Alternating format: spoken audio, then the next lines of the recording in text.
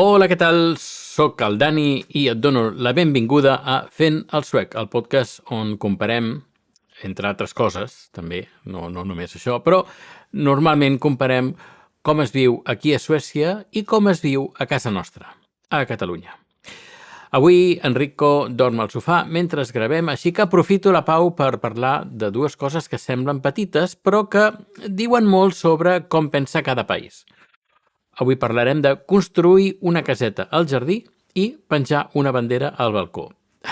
Ja sé que no té res a veure una cosa amb l'altra, però mentre estava fent classe de suec, el professor va comentar un parell de coses curioses i vaig dir, ostres, doncs això ho podia comentar al podcast. Així que, bé, aquí comencem aquests temes curiosos de Suècia que segurament no tenies ni idea, ni jo tampoc, després de portar aquí 16 anys, no tenia ni idea d'aquestes coses, així que les vull compartir amb tu. Doncs bé, comencem per la caseta al jardí. Fins l'1 de desembre del 2025, a Suècia hi havia la famosa regla que es deia de Frigebod, on podies construir una caseta independent de fins a 15 metres quadrats sense demanar cap permís, si complies aquestes característiques, és a dir, una alçada màxima de 3 metres fins al cavalló del sostre, mínim 4,5 metres del límit de la parcel·la o menys, podria ser menys però ha de ser amb el consentiment del veí, havia d'haver-hi una casa principal a la parcel·la i havia de ser una estructura independent no enganxada a la casa. I si volies alguna cosa més gran, doncs havies de demanar permís, per exemple, fins a 30 metres quadrats, es deia Atterfallshus, però amb notificació obligatòria i esperar l'avís d'inici de construcció d'aquesta edificació a part de la casa que tens. Bé, com és ara? Doncs mira, a partir de l'1 de desembre del 2025 es va aplicar una nova llei que es diu Plan og Bygglagen i s'eliminen els termes Frigebod i Atterfallshus, és a dir, aquestes dues cases, una de menys de 15 metres i l'altra menys de 30 metres quadrats, i ara tot es diu Complement Bygnat o Complement Bostadshus, si es vol viure d'una manera permanent. I les regles són molt generoses en comparació amb Catalunya.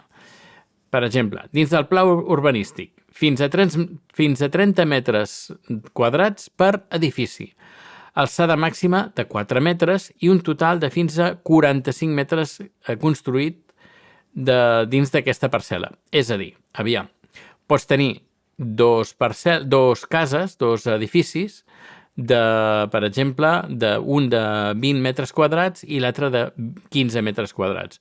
Un edifici no pot fer més de 30 metres quadrats i tots els edificis petitets que pots tenir, tots sumats, no poden fer més de 45 metres quadrats. Val? Després, fora del pla urbanístic, fins a 50 metres quadrats per edifici, una alçada de 4,5 metres, un total de 65 metres quadrats.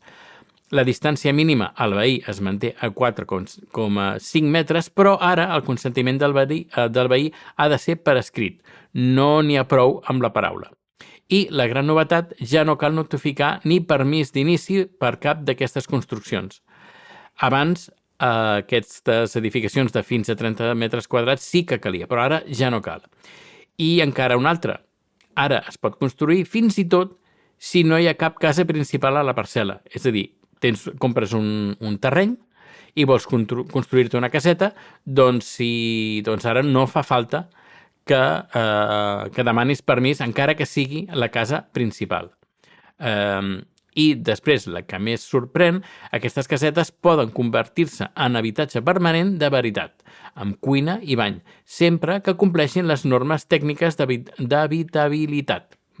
O sigui, el que era una caseta d'eines de 15 metres quadrats s'ha convertit en un any en una petita casa independent de fins a 50 metres quadrats sense tràmit municipal. i és un dels canvis de burocràcia més grans que ha fet Suècia en anys, i molta gent encara no ho sap, jo tampoc.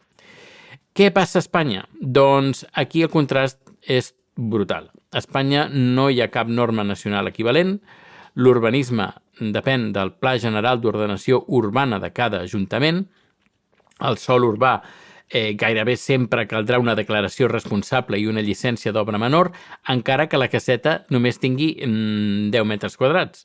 Després, si la construcció té fonaments fixos, com una llosa de formigó, per exemple, les exigències pugen i pot caldre projecte d'arquitecte. Si té l'ús com habitable, o una minicaravana, per exemple, en llit o bany, es considera ampliació d'habitatge i la normativa es torna molt més rígida. En sòl rústic la cosa encara es complica més. A la majoria de les zones plantar una cabana és molt més restringit per evitar habitatges il·legals. I muntar-la sense consultar a l'Ajuntament pot acabar en multa o fins i tot ordre de demolició. Suècia, així, es converteix en gairebé un país on pots aixecar una petita casa d'estiu sencera sense parlar amb ningú de l'Ajuntament. Espanya continua sent un país on, per una caseta d'eines de 2 metres quadrats, més val que truquis primer a l'Ajuntament i demanar permís. Ara parlem de la bandera, perquè això sí que és força curiós. A Suècia, com a particular, pots hissar la bandera sueca quan vulguis. Per exemple, a la festa nacional, al Midsommar, en un aniversari o una boda, etc. I ningú et demanarà permís. Però hi ha un protocol cultural molt arrelat. De l'1 de març al 31 d'octubre, s'hissa a les 8 del matí.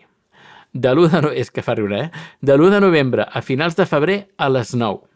Sempre s'arria a la posta de sol i mai més tard de les 21, de les 9 del vespre, llevat que estigui il·luminada. És a dir, si tens llum, pot estar fins més tard.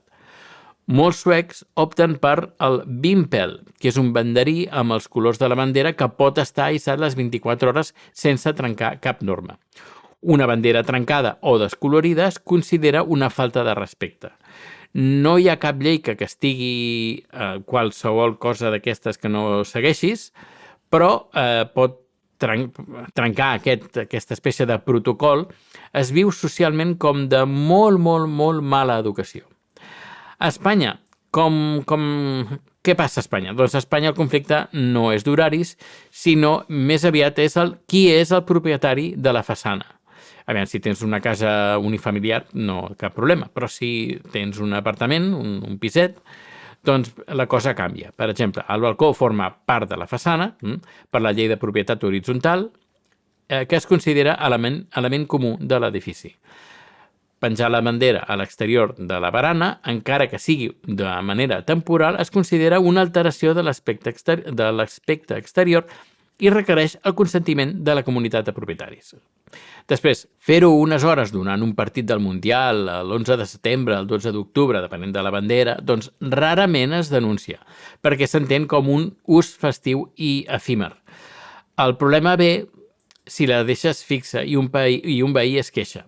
La comunitat pot exigir que la retiris i si no ho fas pot acabar en un judici civil.